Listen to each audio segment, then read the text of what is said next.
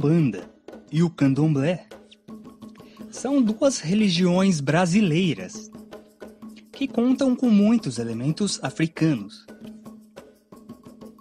Muitas pessoas confundem as duas ou acham que são a mesma coisa, mas na verdade não são. São duas religiões diferentes que compartilham algumas coisas em comum e têm muitas diferenças também. Nesse vídeo a gente vai ver as diferenças e semelhanças entre as duas. Mas para falar sobre como surgiram essas duas religiões, a gente tem que voltar para trás na história e falar um pouquinho sobre a cultura africana.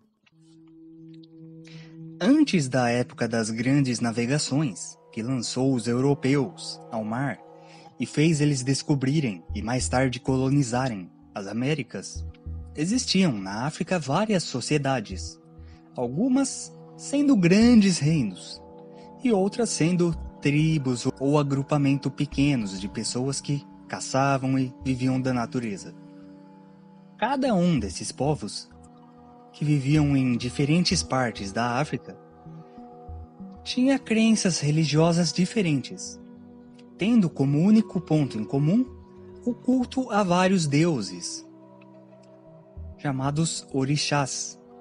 Os orixás na mitologia africana são, em geral, divindades que ordenam o mundo e estão presentes nas forças da natureza. Eles também praticavam magia, respeitavam os animais como seres protetores e acreditavam que as árvores tinham alma. Em outras palavras, esses povos eram totalmente xamânicos. Mesmo sendo politeístas, esses povos africanos acreditavam na existência de um Criador Supremo, cujo nome variava de uma região para outra. Algumas tribos chamavam de Niame, outras de Niambé, outras de Ama, enfim. A partir do século VII, o cristianismo e o islamismo começaram a entrar na África. Mas essas práticas ancestrais ainda eram praticadas pela maior parte dos habitantes do continente. Uma civilização africana bastante importante foi a civilização Iorubá, que era um conjunto de povos com língua e cultura em comum, que viviam na África subsaariana. Foi principalmente dessa civilização que muitos elementos mais tarde adotados pelo Candomblé e pela Umbanda vieram, como por exemplo o culto aos orixás, e também elementos culturais como o uso do atabaque e do agogô, além de pratos como o acarajé, entre outros, já que muitos iorubás mais tarde foram escravizados e trazidos para a América, principalmente para a Bahia e para Cuba. Vários elementos vieram de outro povo que vivia na região onde hoje é o Congo, que são os Bantus. Eles que trouxeram várias coisas como rezas, simpatias, ritmos musicais e várias palavras. Por isso que o português do Brasil difere bastante de Portugal, porque muita palavra africana foi mesclada com o idioma, além de várias outras palavras indígenas dos povos que viviam aqui. Mas isso é assunto para outro vídeo, vamos focar nos africanos. Então, do século XVI ao século XIX, os europeus colonizam a América, os portugueses no Brasil, os espanhóis na América Latina e os ingleses nos Estados Unidos. E durante a colonização, todo mundo sabe que muitos escravos foram trazidos para cá, e esses escravos não vinham de um só reino, vinham de toda a África, e se misturavam quando eram vendidos. Vale lembrar que a escravidão era algo que já existia desde a antiguidade. Quando um povo vencia uma guerra contra outro, escravizava a população, e às vezes os mercadores simplesmente saíam caçando quem vissem para vender nos portos. Os árabes já faziam isso antes da chegada dos portugueses, e até mesmo alguns povos africanos vendiam outros, afinal, como já dito, eram várias tribos e reinos, né? Não era um povo unificado. E na Europa o tráfico de escravos ganhou apoio da igreja. além do fato dos europeus considerarem os negros inferiores e incultos. Então, Portugal tomou posse de territórios na África e passaram a praticar o comércio de escravos. E assim, durante 400 anos, muitos eram tirados de suas famílias e forçados a irem para a América, nos navios negreiros, viver uma vida de escravidão. Fora os que já nasciam como escravos aqui, né? Na viagem, muitos deles morriam em alto mar, porque a viagem era longa, sem terem muito do que comer. Por isso que no dialeto iorubá, Calunga significa cemitério, e Calunga Grande significa mar, porque muitos que morriam eram jogados no mar. Os historiadores defendem que isso foi o que causou a ruína da África, por isso que os países de lá sempre foram mais pobres até hoje, porque o número de homens e mulheres foi bastante reduzido, né? Isso afetou o desenvolvimento demográfico e econômico. Isso sem falar que no século XIX, os países europeus simplesmente decidiram entrar na África e até em alguns lugares da Ásia e dividir entre eles os territórios e transformando em colônias europeias, no que é chamado de imperialismo ou neocolonialismo. E isso causou um problemão para o pessoal da África por mais de 100 anos. Até que surgiram revolucionários aí e lutaram pela independência de seus países. Entre os quais o Mandela, que lutou pelo fim do apartheid. Então, a história não só do povo africano é sofrida, mas também a história do próprio continente. Mas voltando aqui para as Américas. Essa crueldade que foi a escravidão, então, fez com que vários elementos culturais de vários povos se fundissem, o que deu início a várias religiões de matriz africana, algumas das quais eu vou mencionar no final do vídeo. Antes a gente vai ver as duas, que são o tema principal desse vídeo, a Umbanda e o Candomblé. Começando pelo Candomblé. Não se tem uma data exata do surgimento do Candomblé. Afinal, como já dito, surgiu como uma mescla de elementos, então foi se formando pouco a pouco. Mas estima-se que ela surgiu na Bahia, já que a maioria dos escravos viviam ali, e foi se espalhando pelo resto do Brasil, principalmente pelo Nordeste, que é ali mais próximo. O Candomblé é muito mais próximo dos ritos africanos, que foram trazidos pelos negros, com batuques, danças e oferendas, que geralmente são comidas típicas, para agradar os orixás. O Candomblé tem variações, já que vem de diferentes povos, né? A religião não é praticada de uma forma única.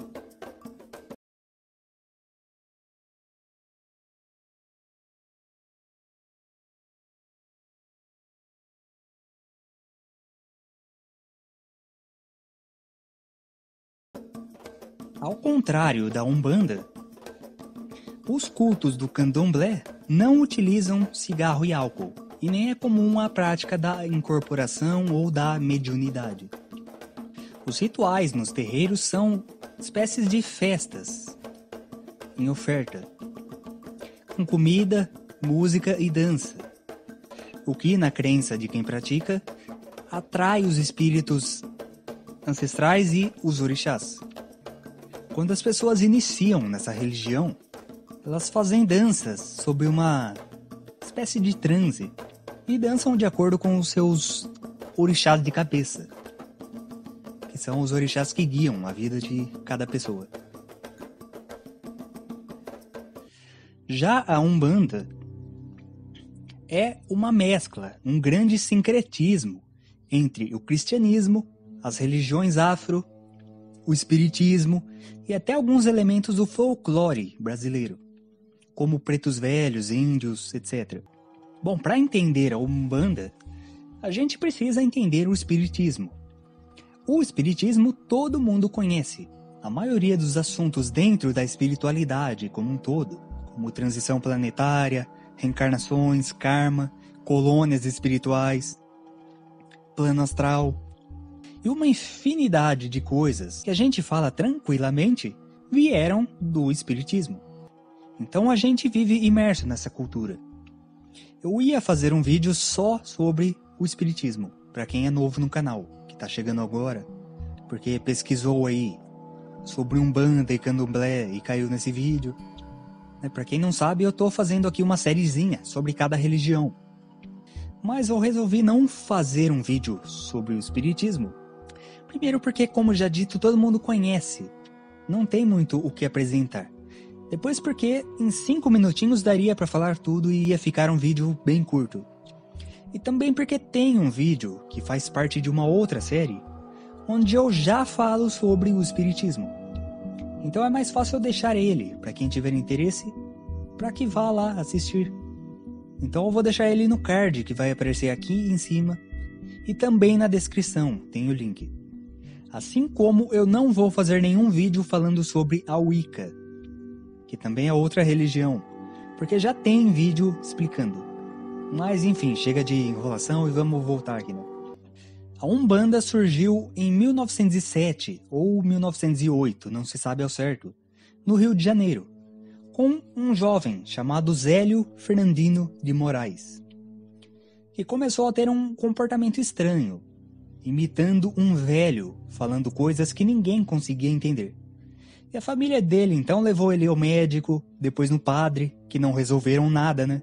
E por fim num centro espírita, onde detectaram que um espírito incorporou nele e se autoproclamava o caboclo das 7 encruzilhadas. A partir daí, o espírito começou a dar instruções sobre o que esse jovem deveria fazer, e isso deu início à prática da Umbanda. Umbanda significa curandeirismo ou arte da cura.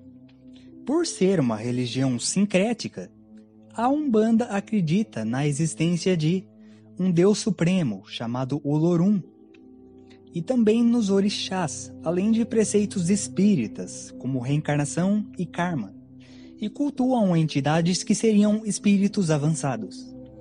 A figura dos orixás, para os umbandistas, é como se fossem uma energia natural que é acessada pelas entidades, ou espíritos guias, e passada por meio desses espíritos às pessoas. A Umbanda herdou do kardecismo, ou do espiritismo, a prática da caridade. Somente através da prática da caridade, os umbandistas acreditam que é possível evoluir o espírito. Nos rituais da Umbanda são tocados batuques e entoados cânticos sagrados em português, onde eles recebem incorporações das entidades por meio dos médiuns, que incorporam para curar, modificar e aconselhar a vida das pessoas. Essas entidades elas têm uma ligação muito forte com a vida terrena.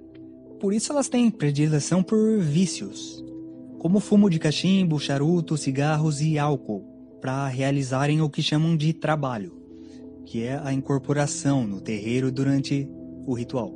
Muitos dizem que os espíritos apenas convertem aquilo ali em energia, e o que vale realmente é a intenção da oferenda propriamente dita. O fato de serem fumos ou bebidas alcoólicas é cultural mesmo. Não é que o espírito é viciadão e vai sair por aí enchendo a cara. É mais pela questão energética. Muita gente diz que bebida, cigarro e vícios são coisas de baixa vibração e, portanto, esses espíritos seriam umbralinos ou de baixa vibração. Mas, na realidade, é uma troca energética ali, apenas. Existem várias vertentes da Umbanda, cada uma delas com costumes próprios.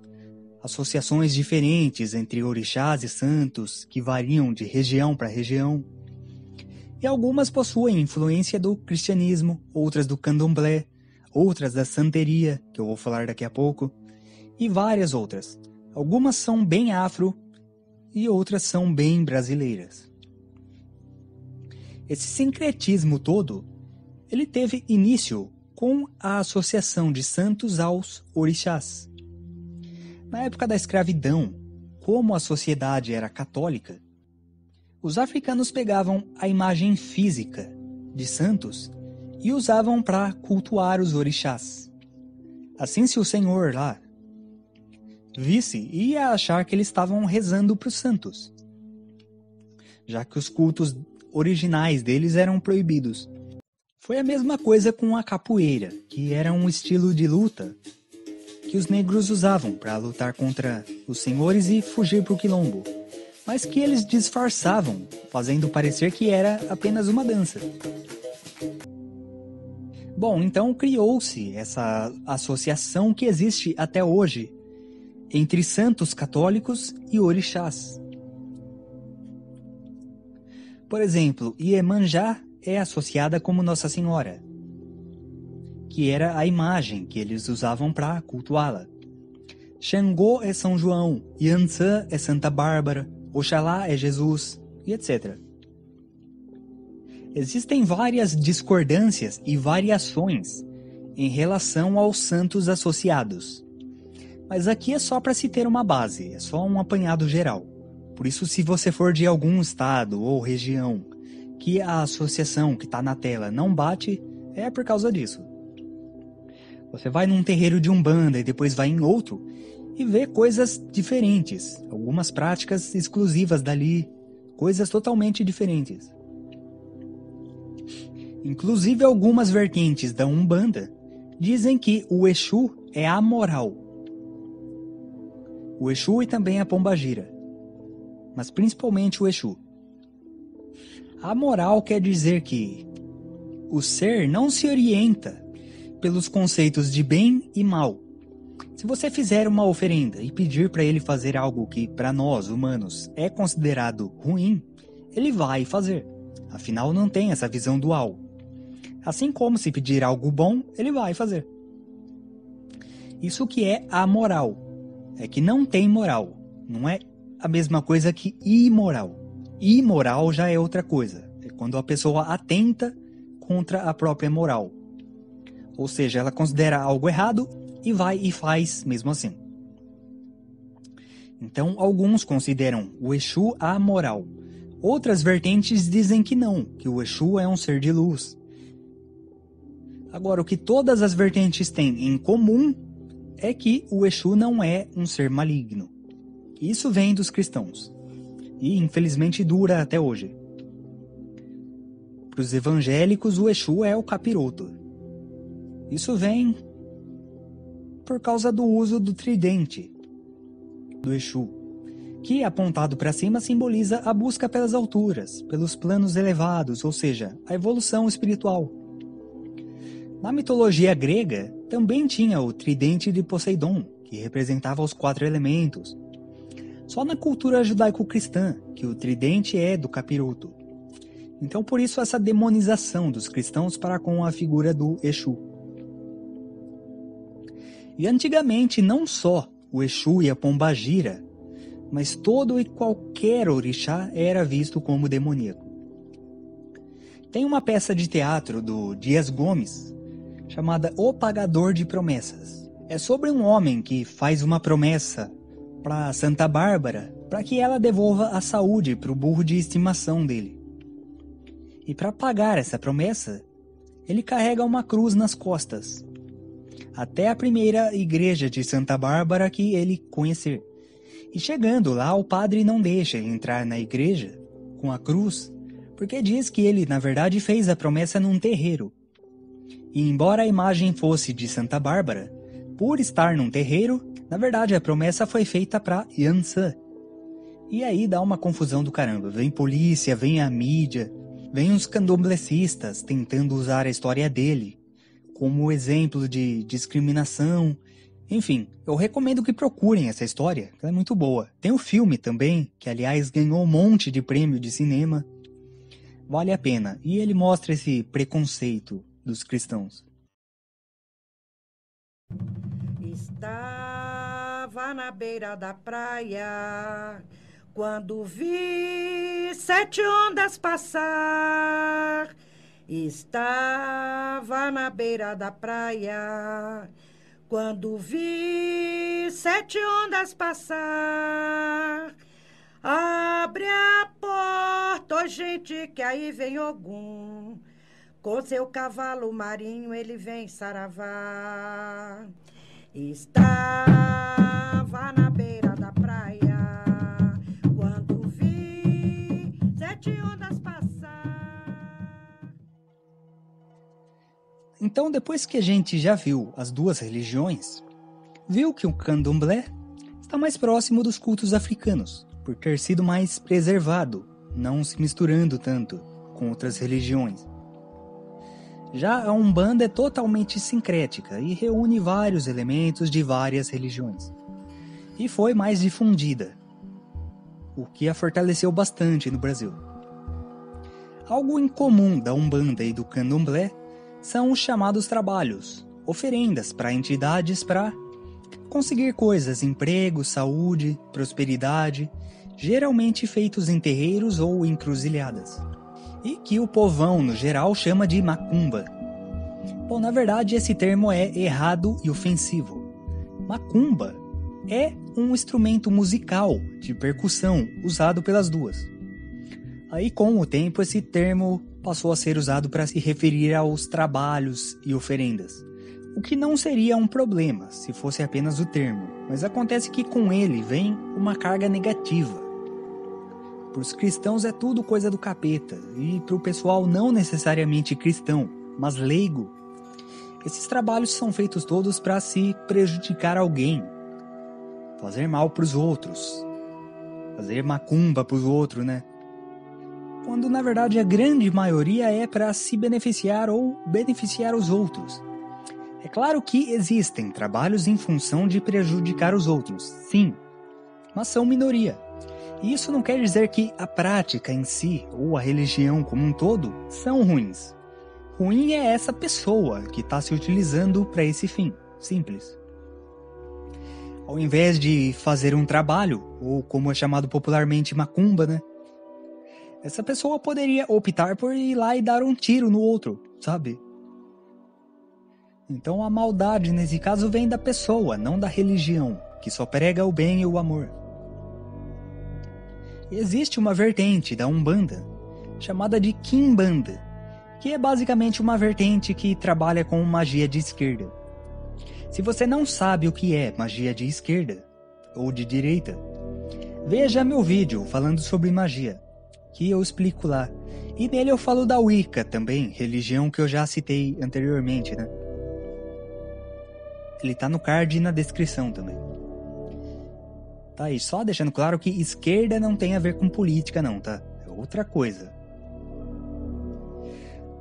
Então, a Quimbanda, sendo uma vertente de esquerda, ela mexe mais com o Exu e a Pombagira, que manipulam energias negativas, que, como já dito, não quer dizer que essas entidades sejam malignas.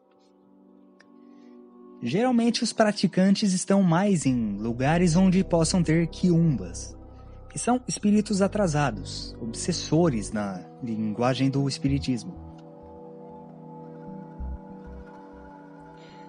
Bom, para encerrar, eu vou citar algumas outras religiões afro que são pouco conhecidas ou que são mal interpretadas, mas sem me aprofundar.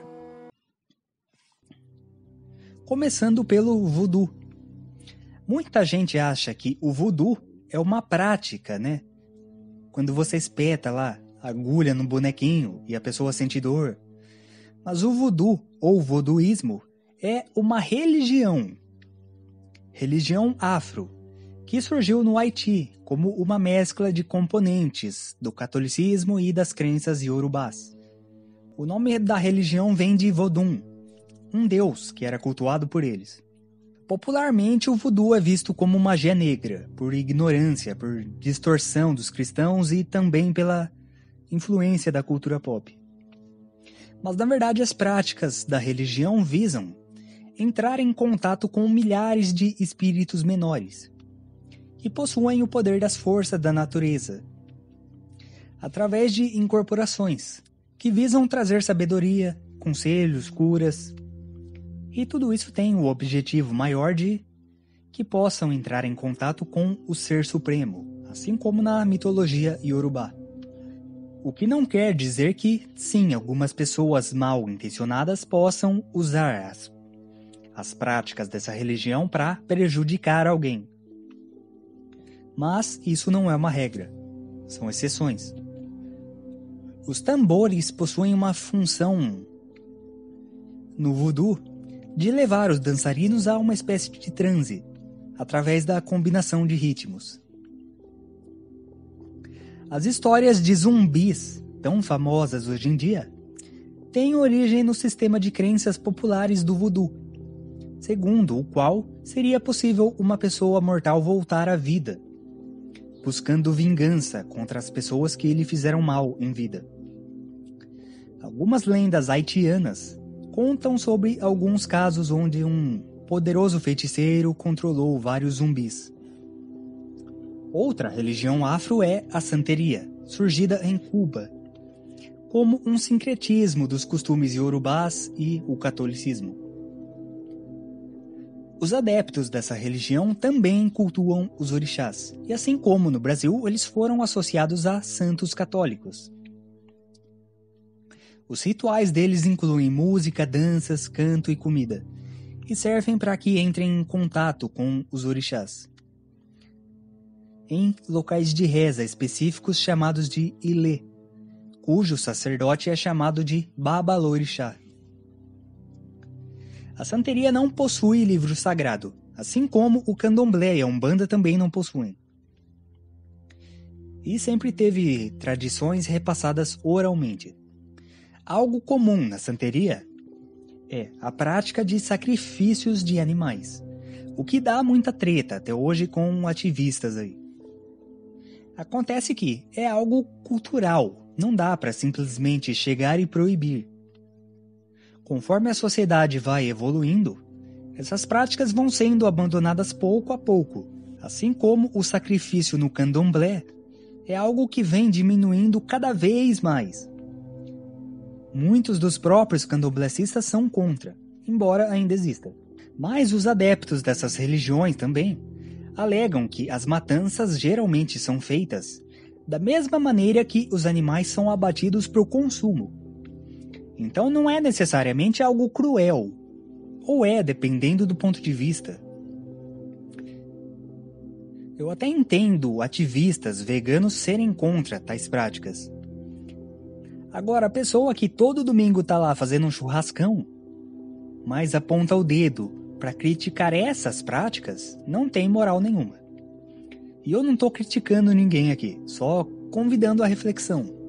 Sabe, porque quando só as práticas dos outros parecem erradas e as nossas não, sendo que não tem tanta diferença, é sinal que a gente deve rever muita coisa. Mas, como já dito, esses sacrifícios vêm diminuindo cada vez mais. Outra religião afro é o Palo, também chamado de Palo Monte, ou Las Reglas de Congo, que são práticas de origem bantu, desenvolvidas por escravos originários da região na qual hoje é o Congo, e que foram levados para Cuba. Essa religião também usava santos para a adoração dos orixás, e faziam culto aos egunguns, que é o nome dado aos espíritos dos ancestrais das suas comunidades. O costume foi preservado entre os povos cubanos, que passaram a organizar um culto composto por diversos métodos de adivinhação, sendo que o mais comum utiliza cascas de coco. A palavra palo foi aplicada a esse culto devido ao uso de estátuas entalhadas em madeira no altar.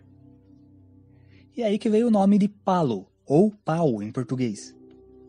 Com o tempo, houve um sincretismo com o kardecismo também. Na Jamaica, tem o movimento Rastafari, ou Rasta, uma religião que surgiu em 1930, como uma fusão entre crenças africanas e judaico-cristãs. Os adeptos adoram Haile Selassie, imperador da Etiópia, de 1930 a 1974, e o consideram como a manifestação ressurrecta de Jesus, sendo, portanto, a reencarnação de Deus, ou de Jah, como eles o chamam, uma variação de Javé. Segundo a religião, o Selassie irá conduzir os escolhidos à criação de um mundo perfeito, chamado de Zion.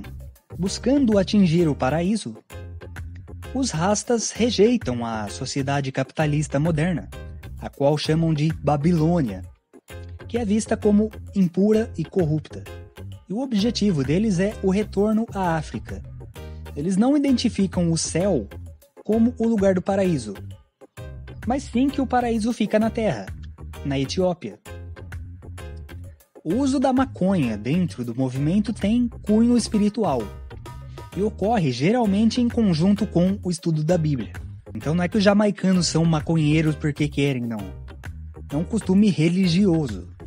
A religião ficou muito popular com o Bob Marley, cujas músicas são conhecidas no mundo inteiro.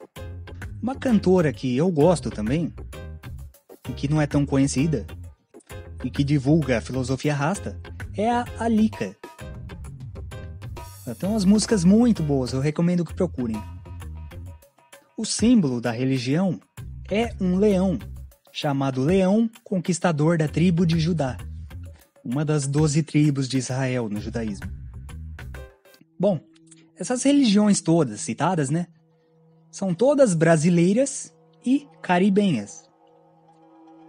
Nos Estados Unidos, não surgiu nenhuma religião específica de matriz africana, porque eles tinham leis muito mais severas contra os escravos, que impediam os negros de rezarem e de manifestarem qualquer prática cultural, o que incluía batuques, porque isso poderia ser usado, segundo os americanos, como uma forma secreta de comunicação, né?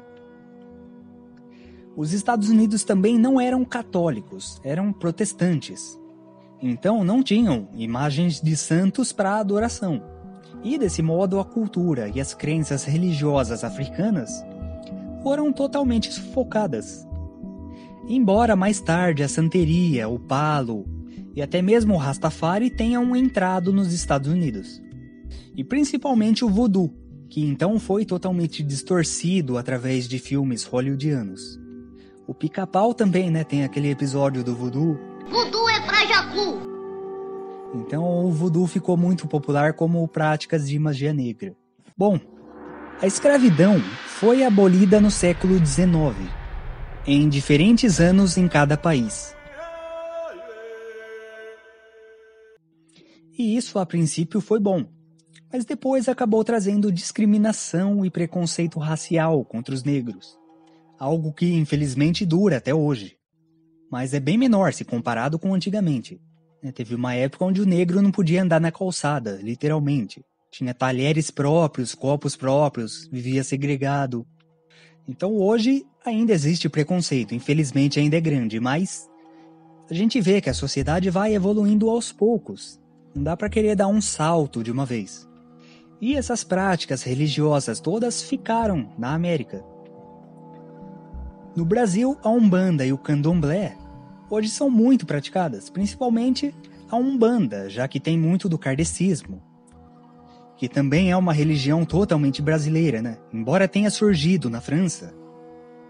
O Allan Kardec não ficou tão conhecido lá, até hoje ele não é tão conhecido, tanto que o pessoal que fez o filme do Kardec na Netflix foi o pessoal do Brasil, que teve que ir lá para a França e tudo mais. Então dá para considerar o espiritismo uma religião brasileira.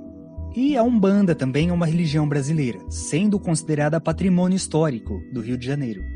Bom, então é isso, pessoal. Deixem o like aí no vídeo, o joinha, porque deu muito trabalho fazer esse vídeo, e dando joinha vocês ajudam o canal a crescer. Se inscreva se você não for inscrita ou inscrito aqui do canal, e até o próximo vídeo. Gratidão.